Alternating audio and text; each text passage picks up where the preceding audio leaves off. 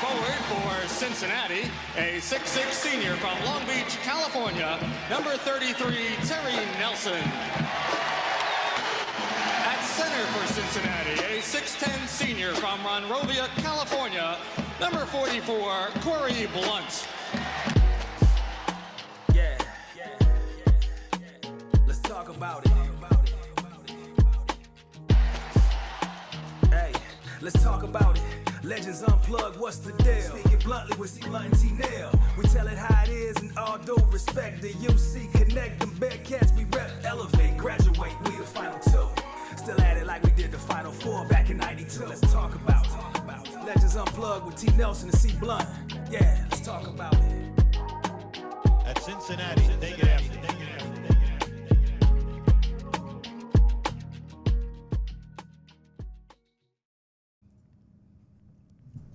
Yes, sir. Welcome to Legends Unplugged, where we give it to you straight, rough, rugged, and raw. We don't sugarcoat anything. We like to let you know what's going on. I am your host, Terry Nelson. And I am your co-host, Corie Blount.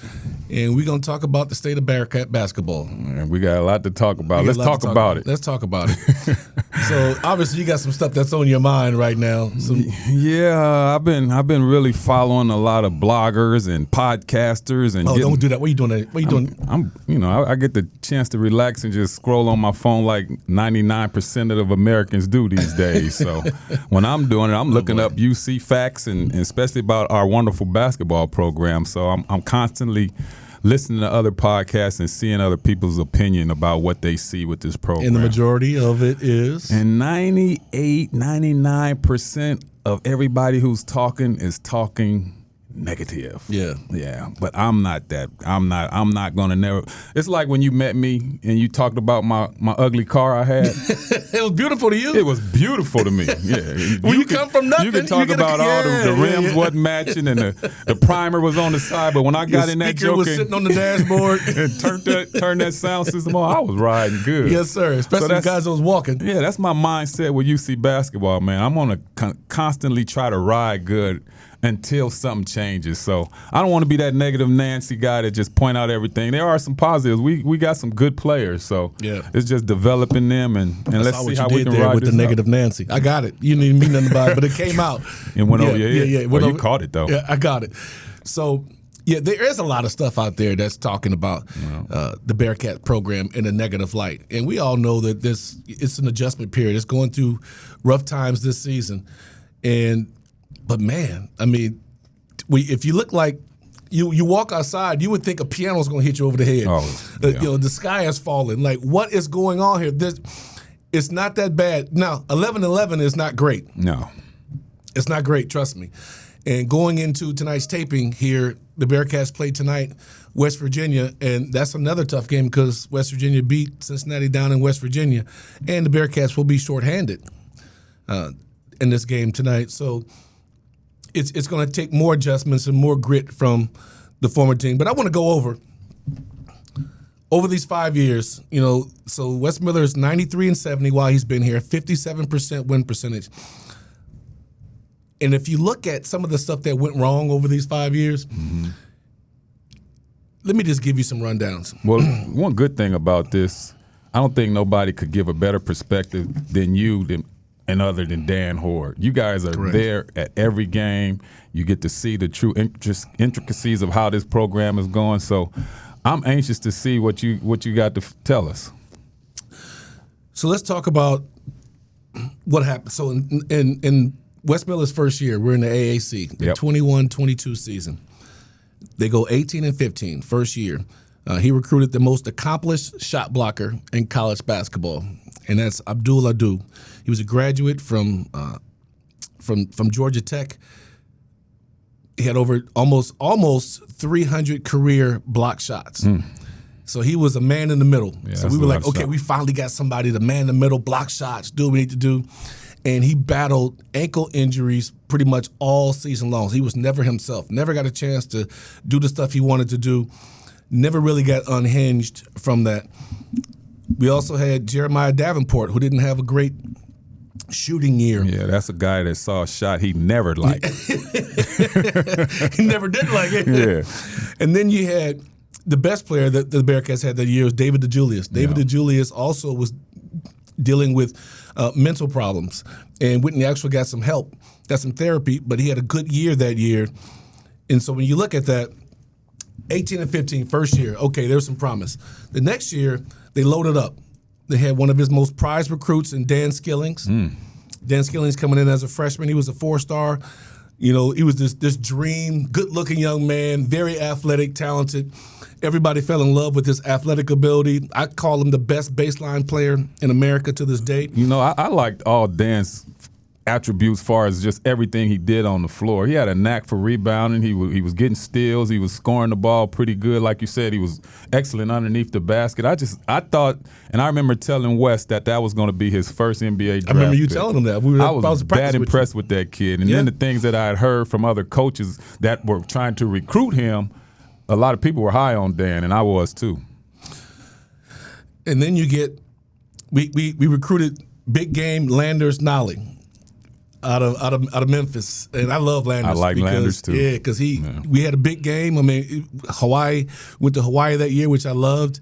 We played Arizona. He dropped 33 on them, and he had 8 threes. I mean, he was a big game player, quick release. Had a hard time finishing at the end of games, almost like Kevin Durant his freshman year at Texas. Big first halves, and then he would fade at the end because he wasn't physically strong enough. But Landers carried us for large portions of that season. Man, he was a real deal. You know, Landers had one of the most amazing quotes I ever heard in my life. So when we had our TBT team, right, we came and scrimmaged against that team right there. Yeah, and they beat us. And him and Octavius got into a shouting argument after the scrimmage, and Landers told him, "My NIL deal is more than what you make overseas." Damn. That was my response. I walked by and turned my head like, that was the first time I heard NIL, period. But then when he said it was more than his overseas deal, I'm like, man, this little dude is arrogant right here. But so I never forgot that comment from Landers, man. And he was a tough player. He was tough. And then David DeJulius became a defensive stopper that year. Yeah. I mean, he the big thighs and sliding and bumping through screens and being aggressive and taking on personal defensive challenges.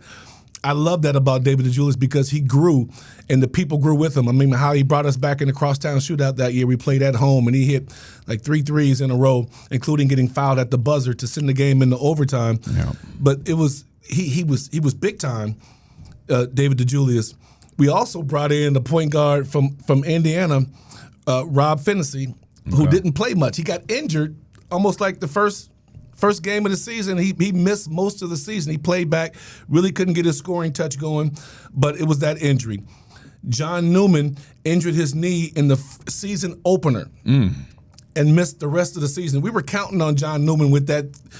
Newman with that team? Yeah, come on, man. Yeah, definitely. Jay New was one of college basketball's best defenders, wing defenders, long arms, 7'2" wingspan, muscular, strong, had the heart of a lion. Yeah, all-out competitor right there. Yeah, he's out. And then one of our favorites, Victor Locken, was around, and Vic had a good year that year. He was coming off, a productive year.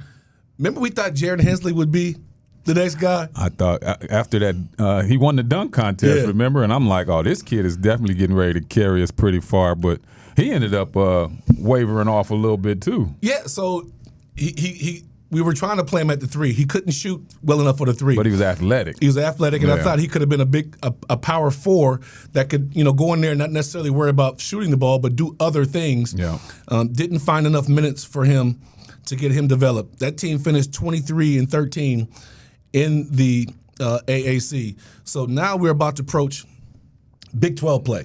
We're about to approach the Big 12 play. 23-24, first year in the Big 12. We went and got one of the guys that you liked, Jamil Reynolds. Big Jamil. Big Jamil had post moves, everything we've been wanting from a post guy. 6'11", big body. I thought his footwork could have been better because he traveled a lot, but that's what you coach. You got to coach that out of him. You got to get. But he was also one of the guys that wanted the ball on the block, and even if he got it off the block, he was in constant attack mode and he dunked a lot. I thought he could be really good. Yeah, but as you can remember, we had to kind of rally for him to become eligible. Remember, he was dealing with some issues. It was another player also that it was two guys that we had to kind of wait for their eligibility. You remember who the other guy was? The other big, because we had two guys, and they Aziz Bandago. There you go. Both of those guys, and those were critical guys to what we wanted to bring to the Big East, and they ended up becoming eligible. Well, let's talk about Aziz Bandago. Yeah. Aziz Bandago comes from Utah Valley. The last year at Utah Valley, he was third in the country in block shots. He had 106 block shots. He averaged a double-double. Yeah. He also led them to the NIT Final Four, which they beat Cincinnati. I remember that. in the tournament, and he had 5 blocks in that game. So one of the things that your former teammate Mark Madsen would have him do is sit in the middle of the zone, guard the paint. Anybody come in the paint, you block it. Don't worry about nothing else. You block shots. And he went after rebounds and he blocked shots and he was a terror. I'm like, man, we about to get this dude. It's a wrap. I thought because statistically he was better than the previous centers that we had. Like we've always gotten Wes Miller has always brought in a shot blocker that wherever he got him from was dominant where he was. Right. And we bring him in here, and he didn't have he had 40 blocks that year, which was down. He was out chasing ball screens and hedging and recovering, and he was never the same in this system than he was at Utah Valley. So you didn't get that out of him there. I'm going down my list here. John Newman was back. He made all Big 12 defense. Mm-hmm. He had great year. He was tough defensively. He gave us an attitude. We had a chance going into every Big 12 game that year because of Newman. Yeah. Because of Newman, we had lineups. We had Victor Locken playing really well, blocked 8 shots in the game that year. The other good thing about Newman is he was already familiar with Wes. That's right. So he kind of had his expectations laid out as soon as he became the man for the team, and he just exhilarated that to me every time he stepped on the floor. I was a fan of Jay New. Yeah, but also Jay New was a guy that he came early, he stayed late, and he always asked questions. He was very inquisitive. He wanted to know. Like if I was going to talk to him about if he gets switched off on a post player, how to read shoulders and beat a guy to the spot, he'd be like, "Oh, gee, show me how to do this. Yeah. How'd you do that? Yeah. He was always asking because he wanted to know. Right. And I don't think guys today ask any questions, more or less questions that they want to know, because I think it's kind of a thing where you don't want to make it look like you don't know what you're doing when you're on this level. So you mean to tell me Jamil Reynolds never asked you for any Absolutely not. Okay. Absolutely not. Dan Skillings Jr. had his best season, career high in stats all across the board. Yep. He was electric. He was one of those guys you're like, I can't wait. Because remember his last game of the season, we played Kansas in the tournament, in the NCAA. In the Big 12 tournament, Kansas was sitting some of their players. They were out, and he had 26 points. He had a 3-pointer late with like a minute and a half to go in the game, which Wes should have had him out the game, but I thought it was kind of rubbing it in. Like, we haven't beat you guys in a long time, and then all of a sudden he beat Kansas, and Kansas never forgot that. That's why I'm kind of dreading going back to Kansas this year. No doubt. But we had that. Also, Seamoss Lukosius. Seamoss was hitting game winners. He hit 3 game winners in Big 12 play. He was clutch. We were getting them open. He was hitting deep shots, and he had his best season. Yeah, his game. When I think about his game, it was like he was able to be successful because nobody knew what his strengths were, and then once teams found out what his strengths were and took him away, he really couldn't give us what we needed. Yeah. That makes sense? Yeah. Like, he was limited in a sense because he could shoot it. Yeah. But then when they were denying him or making him put it on the floor to create his shot, he really wasn't that effective. So I think that was his weakness as far as him being able to be very successful at UC. Now, if I was coaching him, I would have posted him. No question. He had a body. Big body. He's Yeah. 6'7", 6'8". He was about 220. Big body. He can post. He can move. So he could have passed out of the post. If he having a hard time catching the ball in the perimeter because, like you said, they're shooting the gaps and Bearcats are using a lot of ghost screens, so they're not really knocking the defender off their kilter so he can get downhill or even catch a ball like he used to do the previous. If we could have did some of that and posted him, I thought he would have been much better, but he was lights out that year. I wonder if these guys are receptive to that. Like, you got a big guard like that and a guy that just shoots the ball and you say, look, son, I know you can shoot the ball.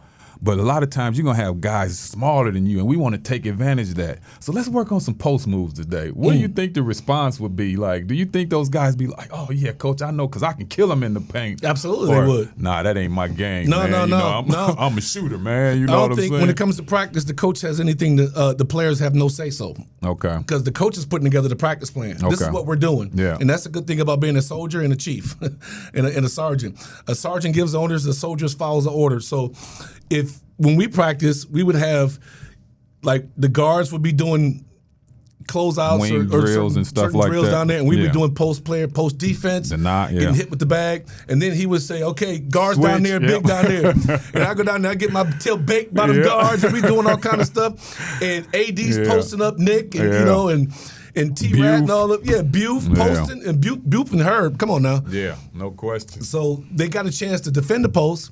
They got a chance to guard the post, play out of the post, create out of the post. But you have to do that because you want to take advantages of mismatches because there are some smaller guards in the Big 12. No question. That's why I kind of asked. That's why I asked that. Like, in today's game, do you think you can convince today's players to buy into that philosophy? Because the three ball is so prevalent right now. Yeah, but I think they would. It's just that it's not being taught because they told it's the three ball. Yes, three ball is a game changer. But what if you got a smaller guard in you that can't play post defense, or he's got foul trouble, Right. and you got a bigger guard that you utilize that can score? Like Sean Abayev, I'm throwing him in the post. Right. He can go out there and dance if he wants, but I'm throwing him in the post. Well, let me ask you this, because you've seen more college basketball than I have, and I don't expect you to remember every time, but do you ever remember a game where you saw a guard post somebody like, oh, now that's a guard down there killing in the paint? Since you've been announcing the games, you know what I mean? Yeah. David DeJulius played a lot out of the post for Bearcats. Okay. David DeJulius, because he wanted the post, he would catch, and he would back down and shoot fadeaways. And a lot of times he would catch and face, which I think every post player should do in today's game, catch and face so you can see the double team coming. Because a lot of teams like Houston and others like to run a double team from the baseline. Right. So you can find out where the open guy is, ball fake, manipulate the backside defense, kick it to the corner, or kick it to one guy to make the defense move and kick it to the corner. So I think post play is important for guards and bigs. Yeah. Then we had Jizzle and Day.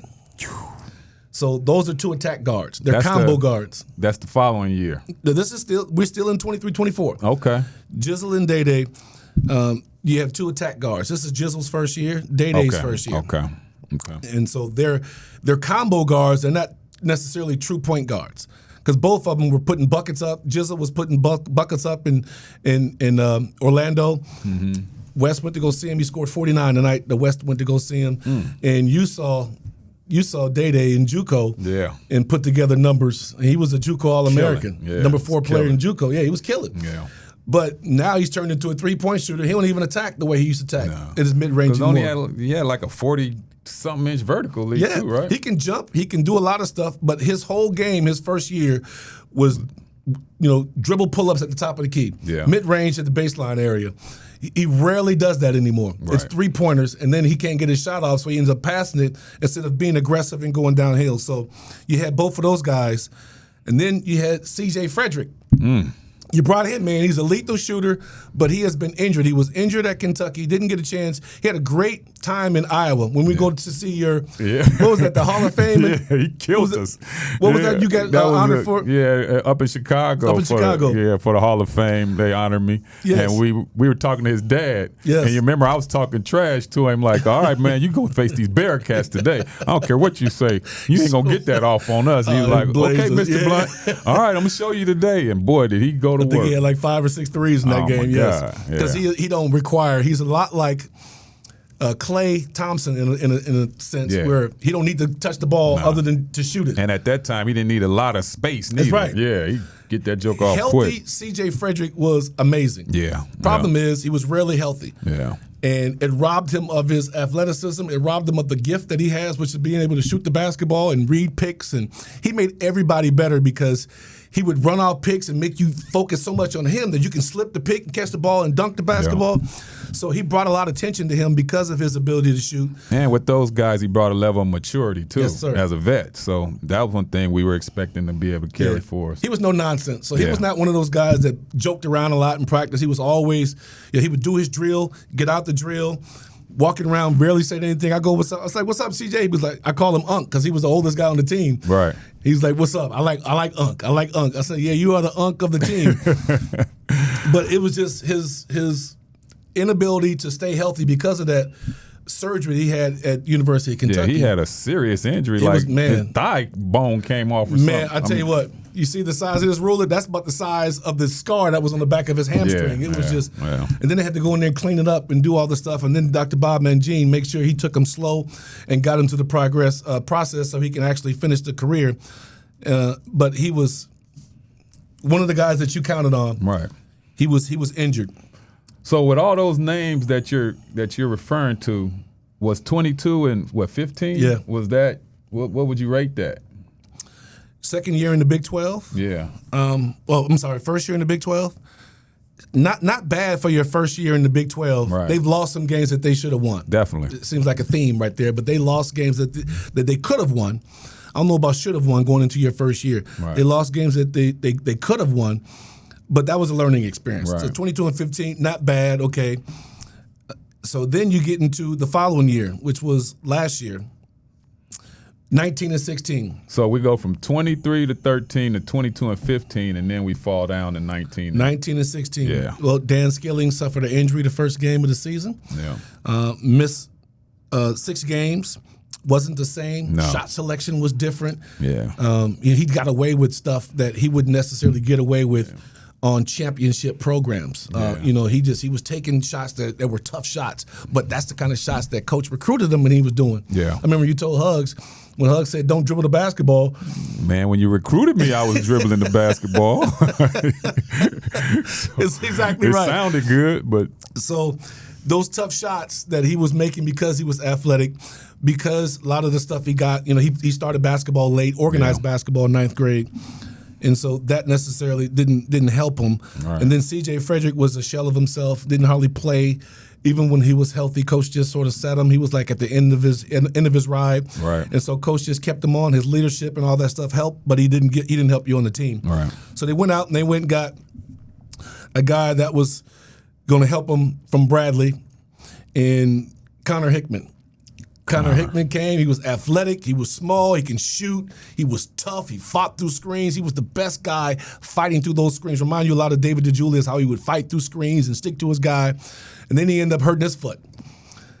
And he missed most of the season with a hurt foot. It's like, man, we cannot get over the injury bug. Man. Yeah. Is something wrong? All these guys that they keep bringing in that's going to help us and get us over the hump are now starting to get injured. Well, a lot of things that I realized, a lot of those injuries didn't happen in practice neither. So it wasn't like you could blame it on the practice. Some of them. Some guys got hurt in practice. Yeah. I know Connor didn't get hurt in practice. No, Connor got hurt in the game. But you look at, we'll get into who got hurt in practice. Okay. Well, this year, who got hurt in practice, last year, was Tyler McKinley. Tyler McKinley, right before he's going through training, hop steps to the middle, knee buckles, blows, and tears every tendon in his knee. Yeah. So he's out. Yeah. He was doing so well. That Coach thought that he was going to get 15 minutes a game. I mean, he was so advanced. He was a good passer. He can finish around the basket. And so he was going for playing time with another guy that you liked, Arrington Page. Yep. Arrington Page. I expected a lot out of him. Yeah. I did. And we all did. And the problem, and it wasn't the fact that he couldn't play, he wasn't skilled. Offense sometimes doesn't fit the players. Right. Because in this offense, it was perimeter oriented. Yeah. The big set screens. We would throw it to him on the block every once in a while, and he would score every once in a while. But it was based on the big would be posting on ball side. If he don't get it in the first second or two, he would release and go sit on the ball screen and try to get the roll area. And for him, he was such a dynamic player, catching the ball, backing out, facing, doing the drop step, spin moves. He needed the ball so he can create instead of catching it in roll situations, because he wasn't a pick and roll to the basket type of player. He was a guy that can really finesse it and use his skill level, as you can see what he's doing right now with Northwestern. Yeah. So you know he can play. Then you had Tyler Betsy. Tyler Betsy was another 4-star recruit, doing well at Syracuse, can shoot. He was a standstill shooter. Trying to find a way to get him the shot was difficult because at the time he could not create. He was a catch and shoot guy. And so it didn't matter if it was toes on the 3-point line or if it was 3 or 4 feet beyond the 3-point line. If he got his feet set, he was good. The problem is the scouting report, when I'm sitting over there and I'm the opposite team, scouting report says, okay, Tyler Betsy, don't give him any airspace. Follow him everywhere he goes. Don't even let him touch it because he can't. As of right now, as a freshman, he can't do anything but catch and shoot. That's what I was going to say. If he's not scoring, he's not affecting the outcome of the game because he don't give you nothing else. That's why he didn't play much his first year. And he, as much as he didn't like sitting on the bench because he's a competitor, and he thought he was, Gatorade Player of the Year in Connecticut, he thought he was going to be the guy that's going to come in there and change the game. College is much different.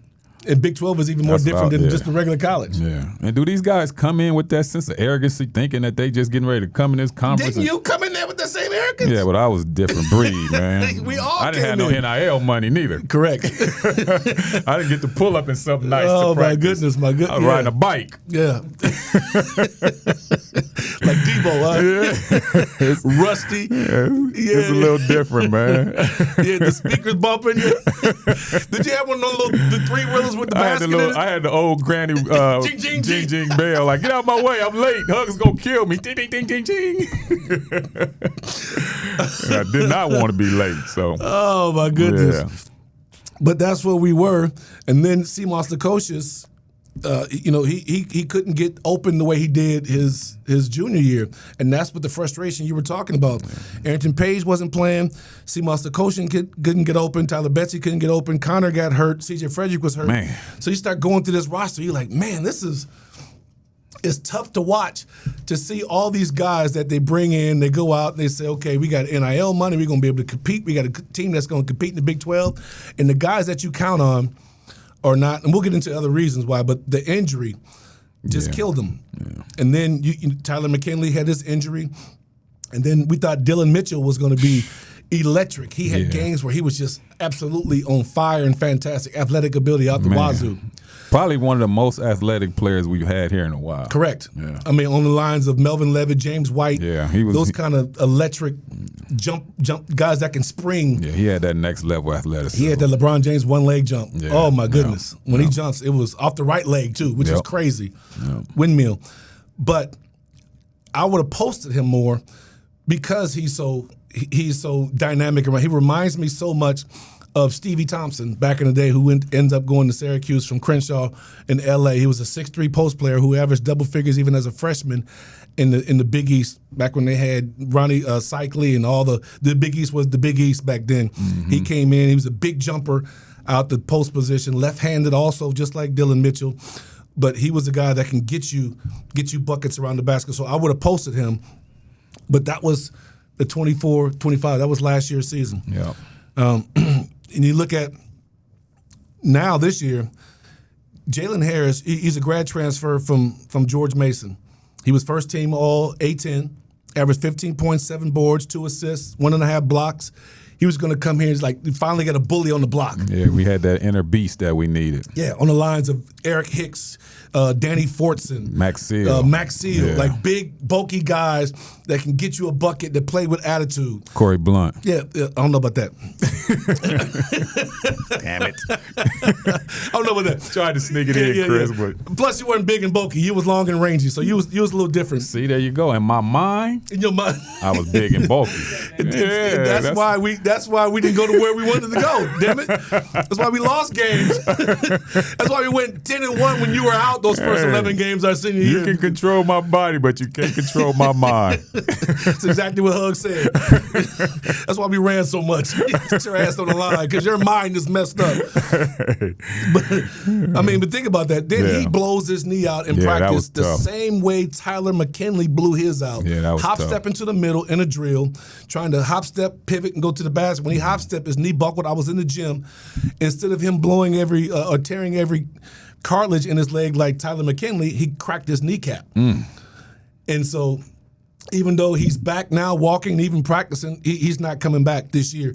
But they counted on him. Okay. to be, so you don't have him coming into the season. And then Jizzle James misses the entire non-conference, misses preseason. I'm sorry, the training camp, so to speak. He misses all that stuff. He comes back the last game of non-conference, plays that game, one game into the tournament, one game into the Big 12, coach we need to put him at starting lineup. So 3 games in, he's back in the starting lineup after missing all of the non-conference, the preseason, the training camp, and all that. He came in shape, but the game has not slowed down for him yet. Yeah. He's still working himself up to getting to where he would have been if he would have had a full season to get that stuff. Then we get an all Big 12 defender in Sincere Harris. We finally got a guy that we like, you know what? He would have been good with Nick and AD and Terrence and Logan. He kind of personified that up court, all in your face pressure defense that we had been wanting to see somebody do. He had toughness. Yeah. His problem is he's not the scorer in his mind like you that he thinks he is. He is hard-nosed defensively. He is on the fast break, man, he is something to watch. But when he throws he doesn't have a plan on how he's going to score. Yeah. He's going to throw his body into you, get the contact, and try to get the and one. Now, he's probably leading the Big 12 in and ones. Okay. He is when it comes to getting and ones in transition, my man he's second to none. Yeah. Problem is, some of those times he goes to the basket and he's jumping in the air, he should be looking to see where he can kick the ball out to. Instead, he takes some of the toughest shots, which push the defense, push the offense of the Bearcats into tough positions, because when he shoots that shot that he doesn't get the foul on, he falls on the ground. Yeah, he has some tough landings. Now it's 5-on-4. Yeah. You're going the other way, Yeah. and now you're trying to match up, and it hurts your defense. So if he can't stop doing that, it's going to hurt the Bearcats. He's missed the game with he's fallen on his wrist. Missed the game. He just missed the last game with the flu. Mm-hmm. So he's one of those games when he's locked in. When you like Iowa State, he was a beast. Yeah, he is one of the best on-ball defenders in college basketball. And there was even a campaign quietly starting before the season started that he was going to get pushed for National Defensive Player of the Year. That's what he wanted. First, he wanted Big 12 Defensive Player of the Year because he didn't think Tugler should have got it last year for Houston. He thought he was the guy. He was an all-league defender. So there was even stuff created, posters ready to be sent out, like congratulations, and they used to give it to him just to make him look at it. Congratulations on being the National Defensive Player of the Year.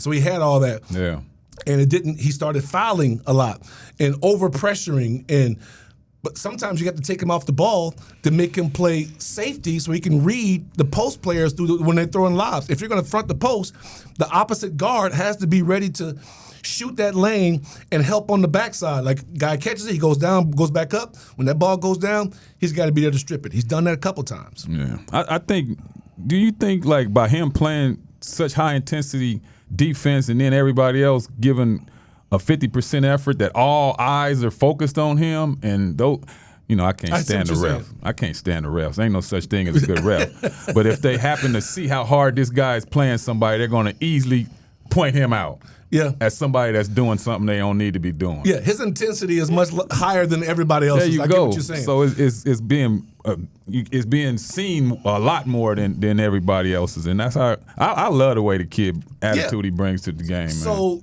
are you penalizing him, or are you saying the other guys pick it up? I'm penalizing the other guys. Yes. Yeah. So when you look at Houston and how Houston plays, everybody is like Buck Harris. There you go. Everybody is high intensity. Everybody is grabbing. Yeah. Everybody is, illegally chucking and bumping. But when it's everybody, you can't pick on one person. Yeah. You remember you was going over your scout and we were watching video, and we saw every team that Houston played 5 or 6 times somebody on the opposite team was on the ground. When we played them, I was watching the same thing. I mentioned to Dan Horde on the radio. Yeah. I said, Corie mentioned this when we were doing a scout with Houston. Yeah. That they just, when they box out, when they go to the screen, full contact. It's full contact. Yeah. Guys are screaming as they fall out of bounds. They're like, ah!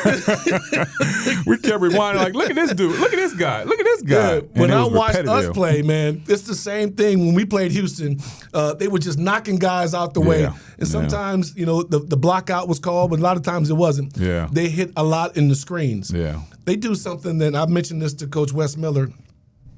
Houston does a lot of, when they set on the ball screens, they don't hit with their body anymore. They push the hips of the guy that's being screened. They push and they roll. Okay. So it knocks the guy off his kilter. And you're getting space. And now you get space, and that's how they go downhill and get the shots that they're doing, and they never call it. That's why Wes Miller got a technical, because for one, in the first game he played him, Kurt Kriisa, in game 15, I think that's was game 12, whatever, 13, Kurt Kriisa got his shoulder hit on an illegal screen. And they don't call the screen. They don't call it illegal. Right. The next play down, they did the same thing to another player. They called that, but Kurt Kriisa was gone for 6 games because of a shoulder separation that took place in that game. But Houston, what they do is, if you're up top, and it's like half court, and they're trying to get you off the guard, then they'll stand there and they'll bump you with the hip and try to dislodge you. But in the offense, in the half court, when they're running their sets, their big comes up and he goes to set a screen. He's not hitting you and rolling. He's pushing you on the waist and he's releasing to the basketball, which is a lot like Arizona did the same thing. So I'm starting to look at that. I'm like, wait, Arizona and Houston are two of the best teams, the two best teams in the Big 12. Right. And they're getting away with it. Yeah. We need to do the same thing. We do a lot of go screens, but if we're going to screen, how about we push a guy, get him off the screen, out the way, so Jizzle and Day can go downhill because our guards are not touching the paint enough. Well, I'm thinking the only reason a big should set a screen on a guard is to get that guard open. So you got to put body on him, man. Got to put. The psychology behind go screens is when you're going to set a screen, if I'm guarding you, if I'm the screener, if I'm guarding the screener, I'm going to yell, screen left, Cory.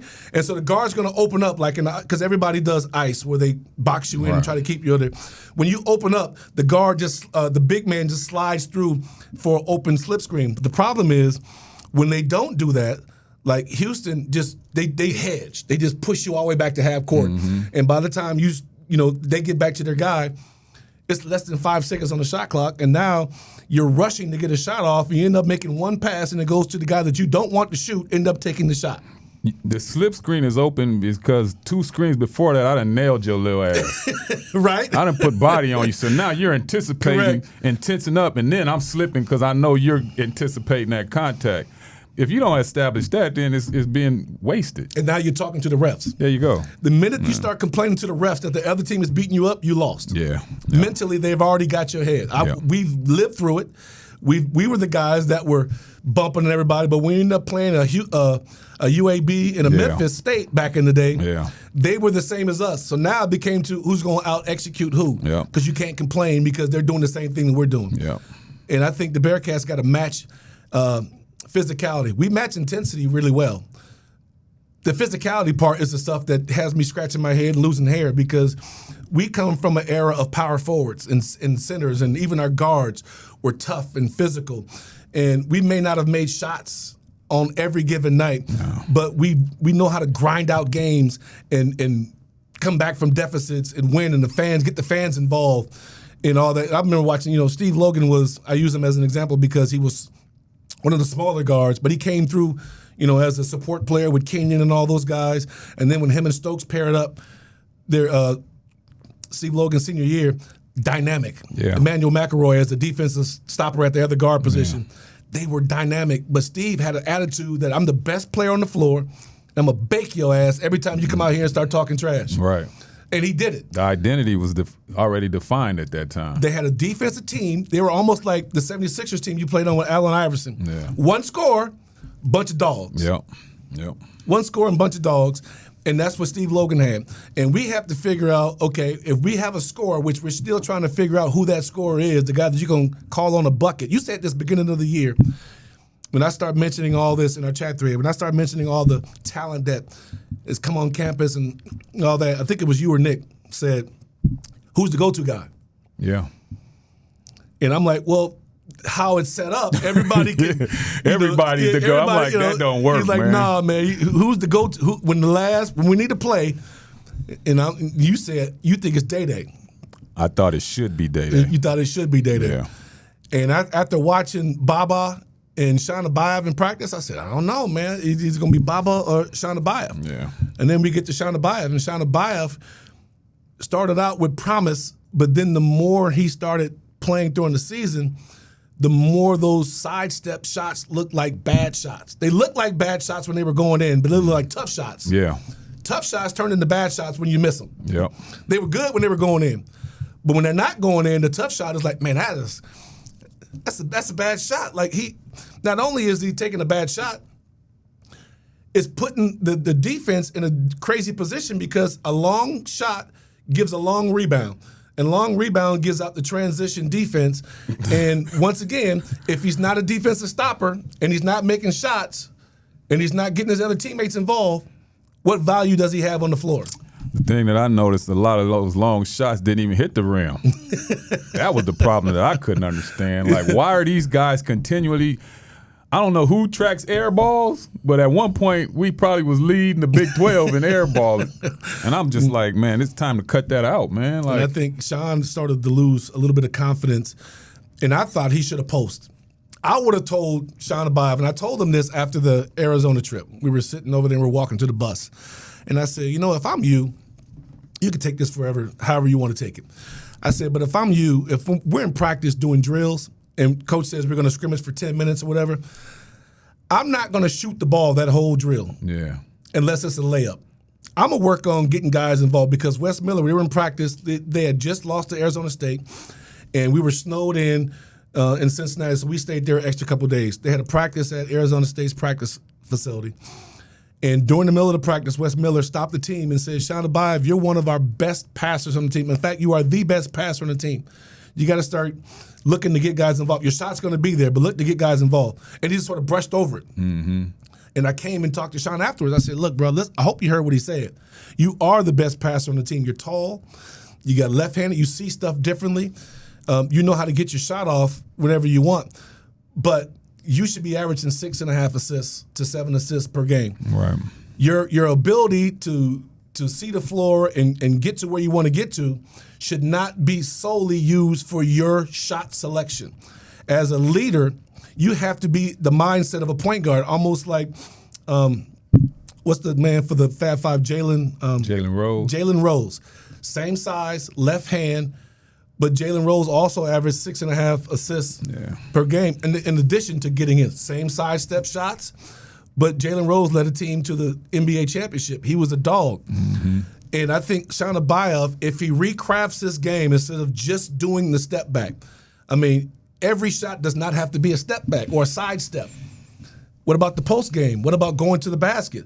What about going downhill and pump faking, stepping through and finding guys in the corner? Getting on the block, getting mismatches, using that ability to whip passes. I just think he has so much in the bag that he has not reached down into to pull out. Right, but the kid's only a freshman. We can't keep thinking this air fryer generation is just getting ready to give us instant food no more, man. Everybody can't get that. He has to develop. He had to get his feet wet at this level. Correct. And find out how hard this shit really is. Yes. And now he's seeing that with the contact, the physicality, his resistance to take it in the paint. All that is going to hopefully get better through coaching and his ability to work on his game. Yeah. And you just don't know now because you don't know. And I hate to put this out, you don't know if these kids are going to stay or going to leave. Yeah, that's one of the points I want to talk about. Keep going. Yeah. So how do you push a kid saying you need to work on this, and they're in their mind, well, this is what got me here, like I used to say, but I'm telling you, this is what's going to make you effective at this level. And when are you able to see if the kid is really buying in? Mm-hmm. But the one thing I heard you say is that kid is the first one out there shooting. Mm-hmm. He's the last one in the gym. So you just want to continue to see him develop. I wasn't expecting no All-American year out of this kid. I knew he had skill set and talent from what I saw in practice, but I knew at that position, man, he was going to be in for a rude awakening just based off the prior teams that I've seen under Wes Miller and the style of play that we play. Let me say this. Just because you're the first one in the gym and the last one to leave don't mean you're working on the right stuff. True. You could be the first person in the gym, last person, working on three-point shooting, size, all the stuff you've normally been doing. And I remember we used to come in the gym and I would be there an hour before practice in a full lather and never shot the ball in the game. Right. But I was working on free throw line jumpers and short corner jumpers because Coach showed me in the offense that's where my shots were going to be. So if I got 1 or 2 shots a game. You just said a valuable point. Yeah. coach. Coach. Yes. You weren't in the gym by yourself, and, and the times you were, when you needed to work on something, you had a coach there helping you develop what Well, we you used to needed. ask Larry Harrison. We used to say, Coach, can you come to the gym early? We want to get some work. was with me all the time. Coach Harrison, there was always someone in there changing my mindset of what I wanted to do and saying, well, nah, we need to get you in this paint. That's right. We need to help you pump fake because the guys you're going against are going to be bigger and stronger than you are, and you're going to have a counter move to some of this turnaround jump hook and this turnaround jump shot you always want. So that's what I'm saying. The coaching is what's supposed to get these guys to that next level, and especially for a young kid that's coming in with so much potential. So you're saying your position coach has got to be the one to give you the vision of how we thought you would be in this offense. Yeah, and that's, to me, the hardest part for me is if I had to evaluate this 5-year span, as I look at the guys that come in, from where they come in at, and how much have they improved when they leave. And I hate talking bad, I don't like talking bad about my school and players, but I've noticed that guys who are here, when they go to other programs, their points go up and their minutes go up and their productivity goes up. What is going on? Like, is it the system? Is it the style? Or you got like 9 coaches on the bench. Like, these kids should be getting quality work. Yeah, they're getting, and everybody thinks they have so many coaches because they all dress alike. That's just uniformity. They got 5 assistants. They on the bench. 4 assistants. Yeah. Oh. But they do what they're supposed to do, and they got guys that actually managers and everybody that comes out with them. I think they need an individual practice plan that needs to go to that person to make sure that they're getting this in certain times. If Sean Abias is going to shoot 3-pointers, I need to make sure that the same shot he's shooting in the game, he's going to make 25 of those in every spot that he's going to shoot from. Not take. I need him to make shots, and then at the end of that, if he doesn't make a certain number, he needs to run to cement it in. Part of you being able to be to change habits is punishment. You have to punish the 2 best motivators. Yeah. The bench is a form of punishment. Heck yeah, that'll get you straight quick. But also the when you're running. So let's just say, because I use this example often. If coach says, okay, we're doing a shooting drill, and we have to make, out of 100 shots we're going to take, we got to make at least 75 as a team. And we get 62. 13 sprints, 13 down and backs. I guarantee you'll be focusing. Either you can't shoot or you realize guys are now taking shots from spaces. What if coach said, you know what, we don't even have to, we got to make 100, out of these 100 shots, we got to make 75. Doesn't tell us if it's a mid-range or a 3-point shot. After missing several 3-pointers in a row and you realize we're not going to make 25, 75, you're going to get to where you know you can make it. Yeah. Same thing needs to happen in the game because there's got to be something that makes a guy think, is this the right play that I'm making for my team? Yeah, I guess the other question, you're there. Like I say, I love being here with you because you actually experience probably more UC basketball than anybody else except the staff and Dan Horn. I'm saying, why is our rotation so, like, he goes 12 and 13 deep, seem like it. So how are guys supposed to build any consistency from that? Well, he hasn't. You're talking about Wes Miller. He's cut the bench down, and you got to get a minute or two for guys that never get in, just like he used to do to Hensley. You never know when you're going to need a guy because so many people are falling to injury. And now Sean Abias is injured. He's got a high ankle sprain. He could be done for the rest of the year. So you have to get guys at the end of the bench, Jordy Rodriguez, those guys got to get playing time. Tillery's been playing better.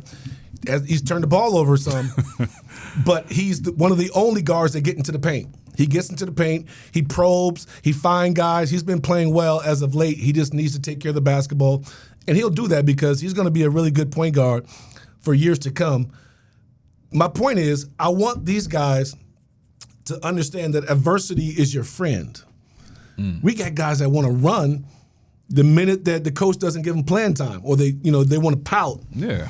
If they're not getting the playing time that they want, they get on social media, all their friends are gassing them up like, man, you shouldn't even be here. I don't know why he tripping. You was a McDonald's All-American. You was All-State. You was a Player of the Year. You was a Gatorade Player of the Year in New York. You was this. Like, all this stuff is true. That's what you did on that level.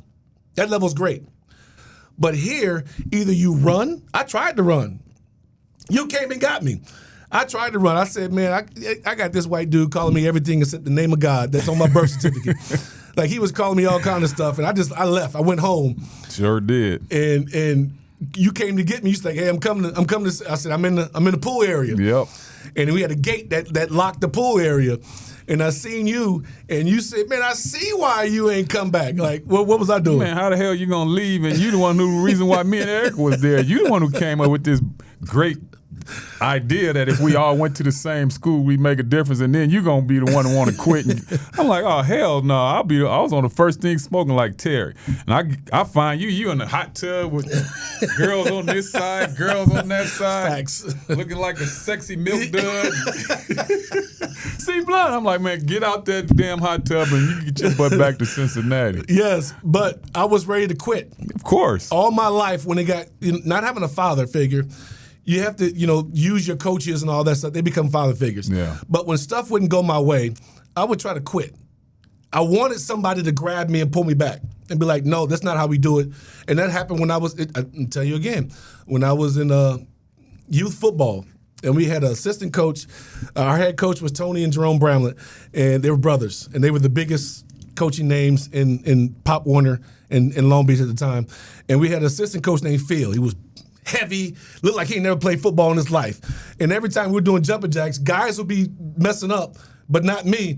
And he'd make everybody run. Mm-hmm. And so we ran laps around this big old field. And so after two of those, I'm telling my partner, James Burden Diggum, who ended up playing multiple years in the NFL for the Chicago Bears, James Dig Burden. I said, look, if he tell me to run one more time, I'm running and I'm gonna hop the fence and I'm going home. And the minute we start doing jumping jacks, we all start messing up. So I'm start running and I'm like, I'm telling you, and they start laughing. They're like, you ain't gonna do it. You ain't gonna do it. As soon as I got over there, I hopped the fence and went home. Right. And Tony came to my house, Coach Tony came to my house and said, man, what are you doing? It was Coach Jerome. What are you doing? I said, man, Phil ain't never played football in his life. He ain't never ran in his life. He making us run for guys that ain't gonna never touch the field. Right. And he said, man, come on back here. He said, we'll deal with that. But I wanted him to come get me. My point is, when adversity hit me, I wanted to quit until I realized that there was another way to do it. Once I broke through that of quitting, then I experienced, when I came back to UC, I told Hugs, tell me what you want me to do, and I'll do it. Mm-hmm. But don't yell at me because I'll shut down. Just give me the info and tell me what to do. So then he started yelling at me for you. Terry, will you tell Corie to get his ass back on defense? Terry, will you tell Eric to get opposite side when the shot goes up? Because he knew that I was more of a voice for him. I would do whatever he wants me to do. But there was a way to reach me. And so when I see these guys when they don't have success at University of Cincinnati and it doesn't come as fast as they want, they can learn something from Day. They can learn something from David DeJulius. Stick it out, get better, hit the gym, work your tail off, and come back and prove that, look, Sean, he's got 3 more years. If he's out the rest of this year, everybody keeps saying, man, he's the first guy that's going to hit the portal. I don't think so. I think he needs to sit and work. We have every tool and resource that he needs. He's getting great academics. He's getting business coaching because Dr. Lucky brings in people to talk about finances and all that stuff.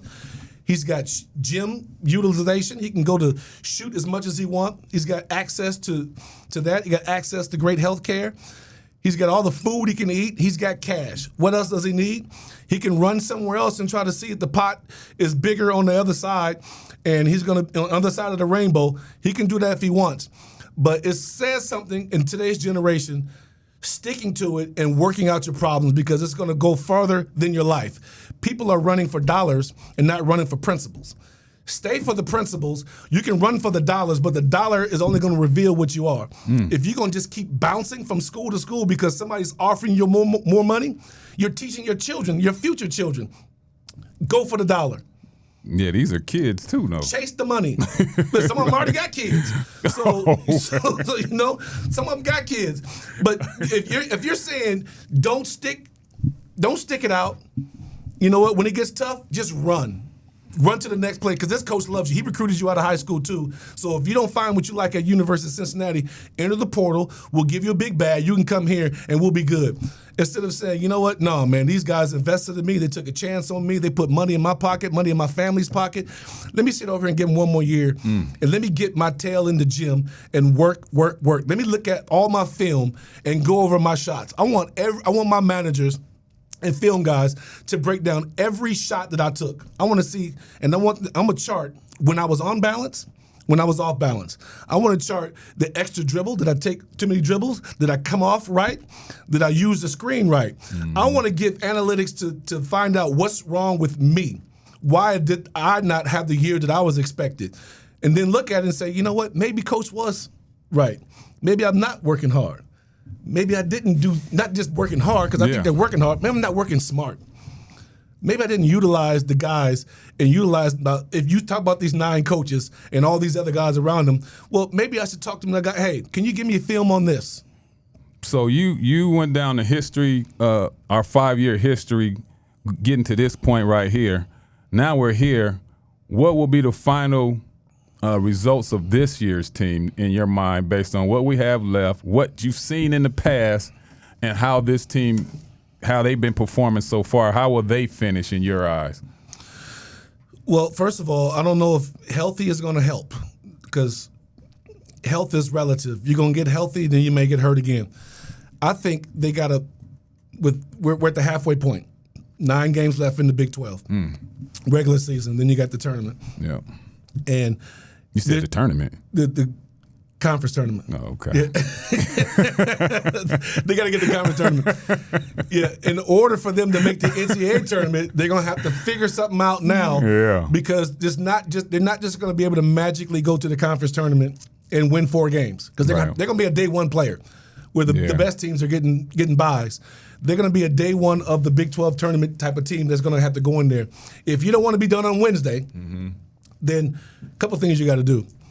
One, you got to cut the bench, like you said, and he did that. Only the guys are now, the starters are getting 30-plus minutes a game, and then you may have one off the bench getting 19, and then you may have the rest of them getting in between, 1 minute and 9 minutes. He did that the last game, you Yes. said? Really? Yeah, he's been cutting the minutes down. But everybody played. Yes, but that don't mean they played a lot. Everybody going to play, because you got to keep guys sharp just in case you need them. But you don't need to play them 30 minutes. Yeah. The guys that don't need to play. Right. You need to maximize those that give you the best chance to win. And when you do that, that's one thing. 2, you got to start running more plays for your best players. This is the second half of the league. Everybody already knows what you're doing. So now you got to start bringing in some action that they haven't seen. Bring in some tricks. You got to start practicing.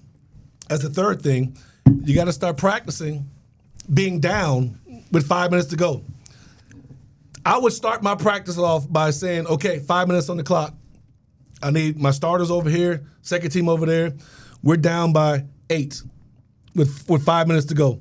Let's go ahead and finish this out. At the 4-minute mark, under that media timeout, I would stop practice. I'll put chairs out at the sideline, and I would act like we're in a game. I would sit down in front of them. I'll draw a play up. And I say, we're going to do this.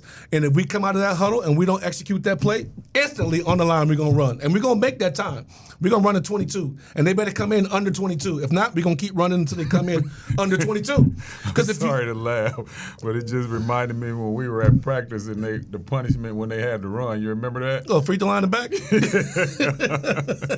I mean, you had to explain it to me. Like, I wasn't used to that. Yeah, well, I guess he's trying to save the legs and all that. But I'm telling you, in order to cultivate an attitude of coming back in practice and being pissed that you didn't win the game, you have to have that pistivity, that level of pistivity in practice. Right. If you punishing them for not executing properly in practice, I guarantee you they're going to execute in the game. Yeah. But if you don't punish them the way that they can think about it, man, we used to sit out when practice was over, we used to sit on the bench and just wait for 10 minutes.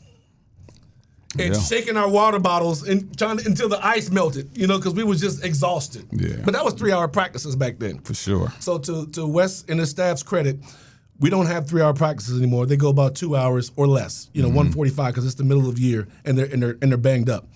But you can also add some a level of toughness to your practice. If they're leaving practice and they're talking about going over their girlfriend's house and all that, you ain't practiced them hard enough. You ain't They should be. I'm talking about creating chaos on purpose.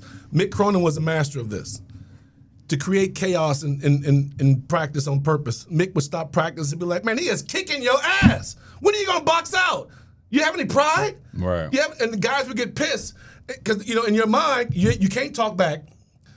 But in your mind, you're saying, "What the hell, this small son of a good talking about? Yeah, kick him out. Yeah, he's kicking your." And then when the coach come over there and say, "You hear what he said? You gonna let him keep doing it?" And then all of a sudden he goes out there and he accepts the challenge. I'm cool with being fine, slapping fives at everybody. But how do I bring the dog out of you if I don't require the dog to come? Everybody who jump over my fence, if my dog comes up and lick him, I'm getting rid of the dog.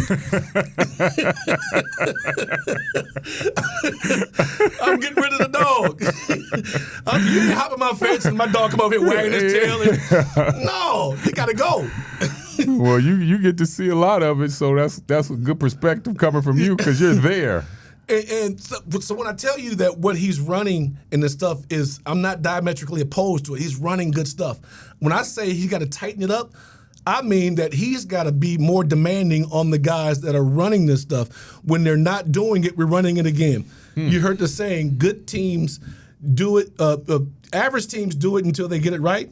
Great teams do it until they can't get it wrong. Right. You got to keep doing it. At this stage of the season, with 9 games left in the regular season, they should be able to put more stuff in. Problem is, they've been having to mix up lineups because of injuries. Can't do anything about the injuries.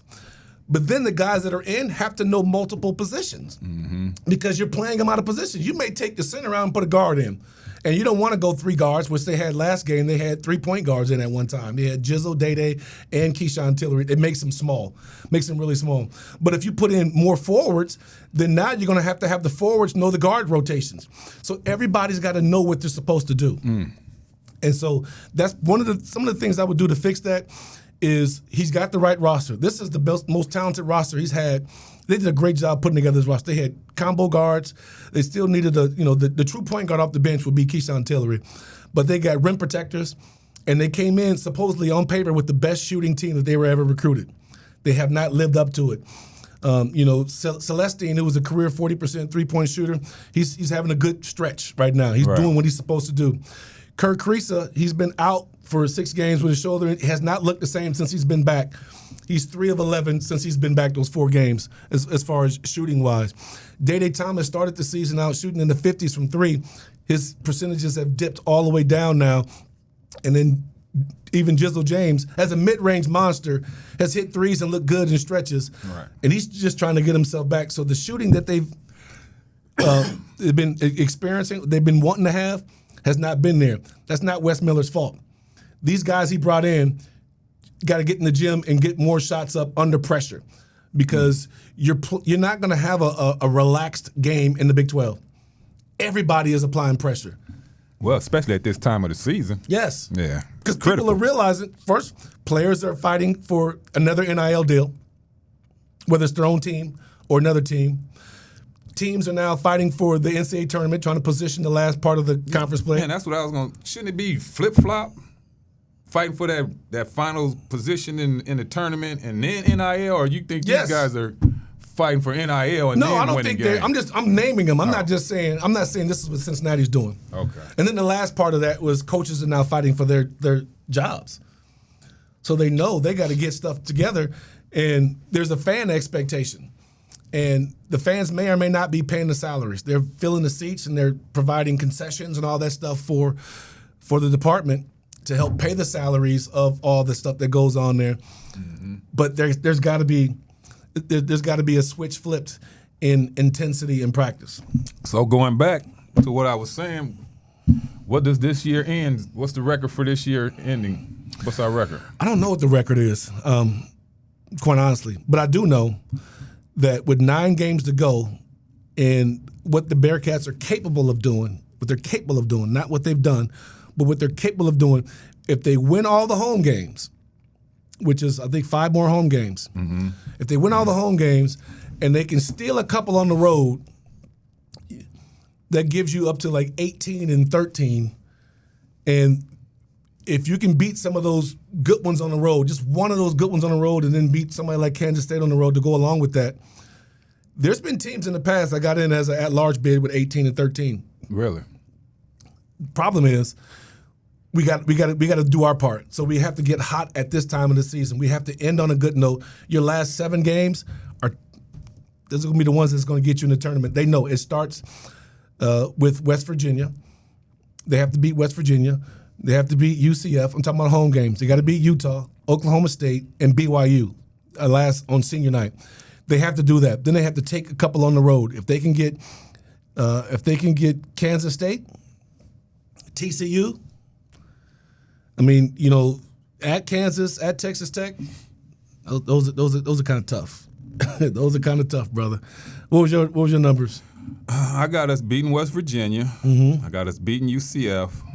I got us losing to Kansas State, and which a game I feel we should win, but I just, this team when they beat us last year. Yeah, but and that's the not characteristics the same team. of this team, that's one of those games that they probably won't be as up as they need to be to pull off a really intensive win in Kansas like that. Okay, that's keep just going. my mindset on that.